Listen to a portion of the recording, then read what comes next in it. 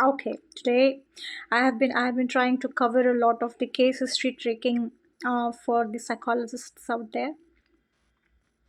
Today I'm going to talk to you about the the family history that we are trying to incorporate in our case history taking. Okay, now um, we are trained to find out what diseases uh, are prevalent in the family, and we always trace up to 3 generations from our client. Okay, why do we do that? We are trying to understand how the pain or the emotional problem or a mental issue is getting propagated from one generation to other, and the best way, one of the quickest way to trace it is by noting the diseases that each and every member of the family up to 3 generations of the client has been going through. Okay, remember there is one common thing about cancer. Okay, when the cancer is quite prevalent in the ancestry or in the lineage of the person, the client, especially from both the sides or maybe one side of the family. Remember, cancer is a physical issue, right?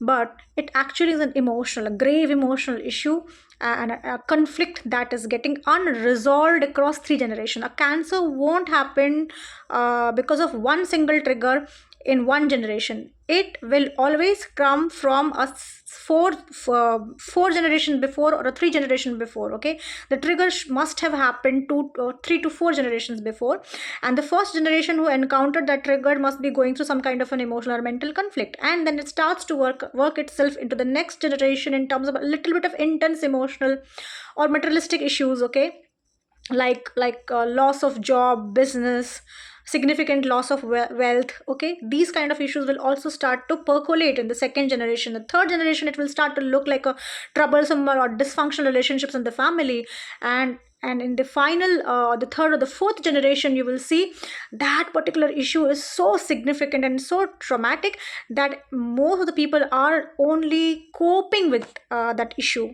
and they do not have any other thing going on. They're only coping with that particular problem, and it starts to show up in the body. So in the first generation, you may notice that whenever there is grief, then whenever the grief in one of the generations, and I'm going to tell you how grief comes becomes cancer. Okay, the first thing that in the grief, the client or the people or the person, people in the family ancestry in the first or second generation will always have some kind of lung level or a heart level issue. Okay, breathing issues specifically, or um, skill related problems, blood related problems. Okay, that kind of an issue you will notice. And then in the next generation, you will start to notice there may be people who are getting this mental problems like depression, to some extent bipolar disorder in the third generation. Or specifically psychosis will also be prevalent in the third and the fourth generation. And if one member of the family is consolidating their entire trauma as psychosis or the mental health issue, someone may be carrying that particular load, a segment of the load, in the physical level, like some maybe a form of cancer, sometimes a chronic disease. Okay, so this is very relevant for us, because we are trying to understand as therapists how each and every person is coping with that. Because when our client comes to us, we also understand according to their medical history since childhood, what kind of medical issues, ailments they have been through, tells us how they coped with the issue.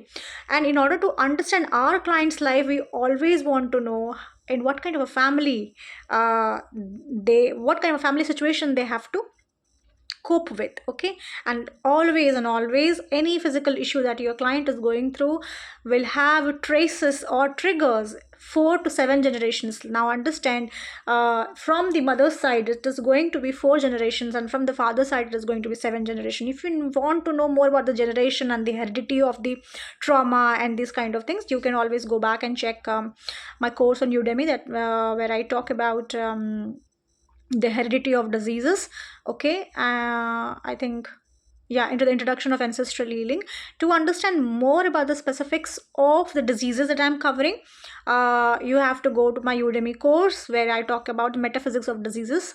Okay, now After doing this, after once you have taken the entire case history, you just have to correlate how, if you know, if you have understood how the diseases and what are the meanings of the diseases that each and every body or each and every member has actually coped with, you can get a comprehensive idea about the problem at hand. Okay, the problem, your client is only a representative of the entire coping mechanism of the family or the generations of people. Okay, your client is not a single unit, as an isolated unit that you work with, right? So in the long term relationship, the therapeutic relationship with your client, you are supposed to be mindful of everything that the client is carrying as a baggage and bringing it to you. Now, if you like this kind of content, okay, stay tuned. You can comment, you can subscribe. Thanks a lot for listening. Bye.